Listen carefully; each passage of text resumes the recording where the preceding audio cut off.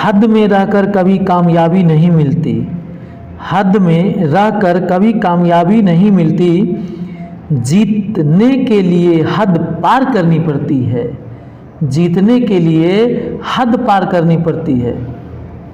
GR math classes में आपका स्वागत है।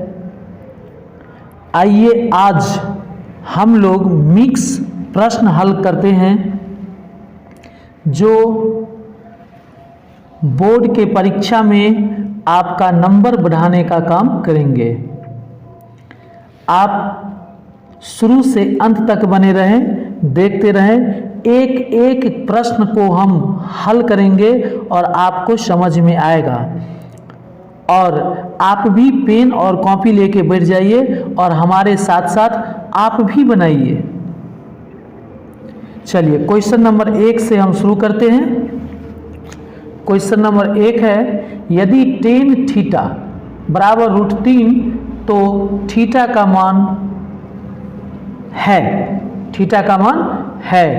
अब यहाँ देखिए कि ये है tan थीटा बराबर √3। अब यहाँ क्या करना है कि ये tan थीटा दिया हुआ है तो ये tan थीटा है, ये √3 tan में कितना डिग्री का मान होता है तो ये होता है tan 60 डिग्री का। tan से tan गया तो थीटा बराबर कितना हो गया 60 डिग्री। ये आपका हो गया आंसर। अब ऑप्शन में देखिए कहाँ आपका आंसर है तो ये डी में है। देखिए क्वेश्चन नंबर 2 कहता है कि प्रथम 5 पूर्ण संख्याओं का माध्य कौन होगा। तो प्रथम 5 पूर्ण संख्या बोल रहा है तो पूर्ण संख्या 0 से शुरू होता है। तो देखिए 5 को लेना है तो 0 1 2 3 4, देखिए 5 को हो गया। और इसका हमको क्या निकालना है माध्य। तो माध्य बराबर क्या होता है सिग्मा x/n, मतलब इस सभी को जोड़ना है। सिग्मा का मतलब जोड़, x का मतलब ये चर मान। तो 0 + 1 + 2 + 3 + 4 और नीचे में n मतलब टोटल नंबर, टोटल संख्या क्या गो है तो 1 2 3 4 5, तो 5 दे दीजिए।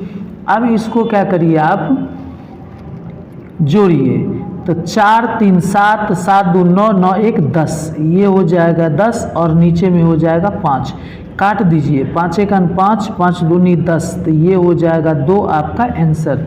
और देखिए ऑप्शन में कहीं 2 है तो बी ऑप्शन में 2 है। चलिए अगले प्रश्नों पर देखिए। क्वेश्चन नंबर 3, हमारे साथ साथ आप भी वीडियो रोक करके क्या करिए बनाइए। क्वेश्चन नंबर 3 में कहता है कि बिंदु -4,3 की स्थिति किस पाद में है, और इस तरह का क्वेश्चन बोर्ड में पूछा जाता है। देखिए ये आपका क्या है क्वाड्रेंट, इस तरह से ये हो गया फर्स्ट क्वाड्रेंट, ये हो गया सेकेंड क्वाड्रेंट, और ये हो गया थर्ड क्वाड्रेंट, और ये हो गया फोर्थ क्वाड्रेंट। ये फोर्थ क्वाड्रेंट। अब देखिए फर्स्ट क्वाड्रेंट में होता है प्लस प्लस, सेकेंड क्वाड्रेंट में होता है माइनस प्लस, थर्ड क्वाड्रेंट में होता है माइनस माइनस, और फोर्थ क्वाड्रेंट में होता है प्लस माइनस। अब यहाँ देखिए आपसे जो पूछा जा रहा है ये माइनस, चलिए यहाँ -4,3। अब यहाँ ध्यान से देखिए 3 के पीछे कुछ नहीं है तो प्लस का चिन्ह है, और 4 के पीछे क्या है माइनस। अब देखिए आपको ये चिन्ह किस क्वाड्रेंट में मिल रहा है तो ये आपको यहाँ मिल रहा है सेकेंड क्वाड्रेंट में, इसलिए इसका आंसर हो जाएगा द्वितीय पाद। देखिए प्रश्न 4 में क्या कहता है कि 2 वृत्तों के क्षेत्रफल का अनुपात 4:1 है तो उनकी त्रिज्याओं का अनुपात है। अब यहाँ ऑप्शन दिया हुआ है, अगर क्षेत्रफल का अनुपात दिया हो और त्रिज्याओं का अनुपात पूछे तो उसका स्क्वायर रूट निकाल दीजिए। जैसे यहाँ 4 है और यहाँ 1 है। अब हमसे पूछ रहा है त्रिज्याओं का अनुपात, क्या पूछ रहा है त्रिज्याओं का अनुपात, तो हमको क्या करना होगा, दोनों में रूट लगा देना है। तो ये हमारा निकल के आ जाएगा 4 का वर्गमूल 2 और 1 का वर्गमूल 1। तो ये निकल के आ गया 2:1 और यही आपका क्या हो जाएगा आंसर। तो अब देखिए किस ऑप्शन में है, बी में, ये हो गया आपका आंसर। चलिए क्वेश्चन नंबर 5 देखिए। क्वेश्चन नंबर 5 में कहता है कि cos 60 डिग्री प्लस 1 बट्टे cos 60 डिग्री माइनस 1 का मान निम्नलिखित में कौन होगा। तब यहाँ ऑप्शन भी दिया हुआ है, आप देख के लगा नहीं सकते हैं। चलिए इसको हम बनाते हैं। तो यहाँ है कि cos 60 डिग्री प्लस 1 और नीचे में है cos 60 डिग्री माइनस 1। आइए, cos 60 डिग्री का मान होता है 1/2 प्लस 1, नीचे cos 60 डिग्री का मान 1/2 माइनस 1। अब इसमें क्या कीजिए, इसके नीचे 1 ले लीजिए, इसके नीचे 1 ले लीजिए। तो इसको आप जब तोड़िएगा तो इसका एलसीएम कितना हो जाएगा, इसका एलसीएम हो जाएगा 2, तो ऊपर में हो जाएगा 1 + 2 और नीचे में भी एलसीएम होगा 2, तो ये हो जाएगा 1 - 2। तो ये 2 में कट जाएगा। तो ये कितना होगा, 2 × 1 = 3 और नीचे में होगा -1, तो ये हो जाएगा -3 और ये आपका आंसर हो जाएगा। देखिए ऑप्शन नंबर बी में आपका -3 है, यही आपका क्या हुआ आंसर। वीडियो अगर आपको पसंद आ रहा है तो चैनल को सब्सक्राइब कर दीजिए, नहीं तो चैनल सब्सक्राइब करने की कोई आवश्यकता नहीं है।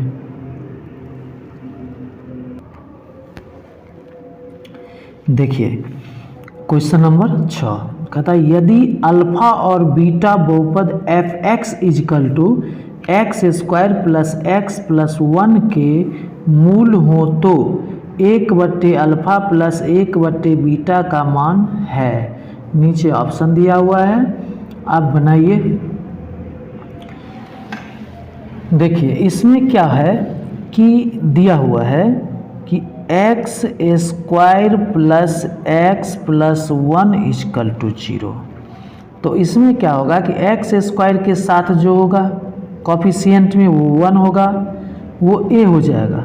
x² के साथ a, x के साथ b और अचर वाला c।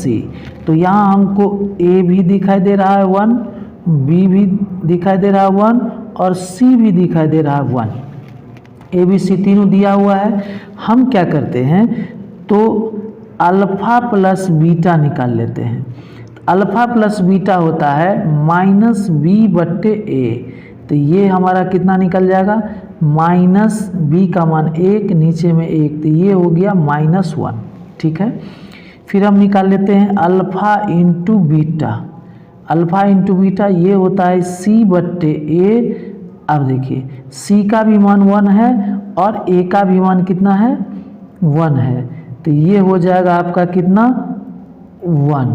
तो अल्फा × बीटा क्या निकला, 1। अल्फा प्लस बीटा कितना निकला, -1। लेकिन हमसे निकालने के लिए क्या कह रहा है, ध्यान से देखिएगा, 1/α + 1/बीटा का मान। हम इसको अगर तोड़ते हैं तो एलसीएम में हो जाएगा अल्फा × बीटा। अब देखिए इससे इसको भाग देंगे तो अल्फा कट जाएगा, तो यहाँ बचेगा बीटा, प्लस इस बीटा से भाग देंगे तो यहाँ बचेगा अल्फा। अब इसको हम सीधा करके लिख लेते हैं, तो ये हो गया अल्फा प्लस बीटा और नीचे में अल्फा × बीटा। ठीक है, अब यहाँ ध्यान से देखिए अल्फा प्लस बीटा का वैल्यू कितना दिया हुआ है, यहाँ देखिए -1, इसके जगह बैठाइए -1 और अल्फा × बीटा इसका वैल्यू कितना दिया है, 1, तो इसके नीचे बैठाइए 1 और 1/1 तो 1 ही होता है, तो ये हो जाएगा -1, ये आंसर हो जाएगा। तो किस ऑप्शन में है लगा लीजिए। ऑप्शन नंबर बी देख रहे हैं, इसमें -1 है, तो यही हो गया आपका आंसर। चलिए क्वेश्चन नंबर देखिए, क्वेश्चन नंबर 7 में क्या कहता है कि एक द्विघात बहुपद के मूलों के योगफल तथा गुणनफल क्रमशः 2 और -15 है तो द्विघात बहुपद है। तो सबसे पहले मूलों का योगफल ये होता है अल्फा प्लस बीटा, ये दिया हुआ है 2। मूलों का गुणनफल अल्फा इंटू बीटा ये दिया हुआ है -15। अब हमको द्विघात बहुपद ज्ञात करना है, तो द्विघात बहुपद के लिए फॉर्मूला होता है x square minus alpha plus beta x plus alpha into beta. ठीक है, अब यहाँ देखिए हमको क्या करना है, इस पे वैल्यू बैठा देना है।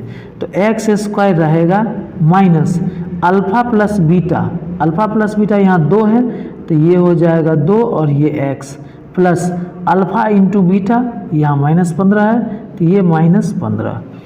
अब देखिए ये हो जाएगा एक्स स्क्वायर -2x और प्लस माइनस -15, ये हो गया हमारा आंसर। अब देखिए इस तरह का किस ऑप्शन में है, x square plus 2x -15, x square -2x -15। तो आप देख रहे हैं कि ऑप्शन डी में है, ये आपका क्या होगा आंसर। चलिए क्वेश्चन नंबर 8 देखिए, क्वेश्चन नंबर 8 कहता है बिंदु Q से किसी वृत्त की स्पर्श रेखा की लंबाई 24 सेमी है और केंद्र से Q की दूरी 25 सेमी है, तो वृत्त की त्रिज्या ज्ञात कीजिए। अब देखिए इसमें क्या पूछ रहा है कि सबसे पहले एक वृत्त बनाइए, ये एक वृत्त है, ये केंद्र है और केंद्र से बाहर एक बिंदु ले लीजिए, ये Q है। कहता है ये केंद्र O है और केंद्र से अगर हम इस Q को मिलाते हैं, केंद्र से Q की दूरी 25 सेंटीमीटर है, 25 सेंटीमीटर। फिर यहाँ से कहा गया कि अगर हम एक स्पर्श रेखा खींचते हैं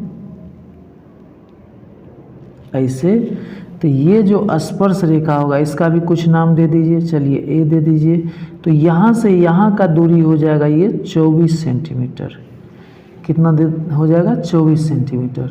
यहाँ आपसे पूछा जा रहा है कि ये एक वृत्त है, केंद्र से बिंदु O ये जो दूरी होगा ये 25 सेंटीमीटर होगा और यहाँ Q से वृत्त पर एक स्पर्श रेखा खींचेंगे, इसकी लंबाई 24 सेंटीमीटर है। अब हमसे पूछ रहा है कि ये जो है O से A, ये वृत्त की क्या होता है, ये त्रिज्या है, वृत्त का क्या है त्रिज्या। तो ये त्रिज्या हमसे पूछा जा रहा है, लेकिन यहाँ पर क्या होता है, स्पर्श रेखा पर ये लंब होता है। क्या होता है, लंब होता है। तो अब हमको पता चल गया ये लंब है, अगर ये आधार होगा तो ये लंब, तो ये क्या होगा कर्ण। तो हमको OA निकालना है, तो OA इजकल टू ये लंब है तो ये हो जाएगा रूट कर्ण का स्क्वायर। कर्ण क्या होगा, OQ का स्क्वायर माइनस AQ का स्क्वायर।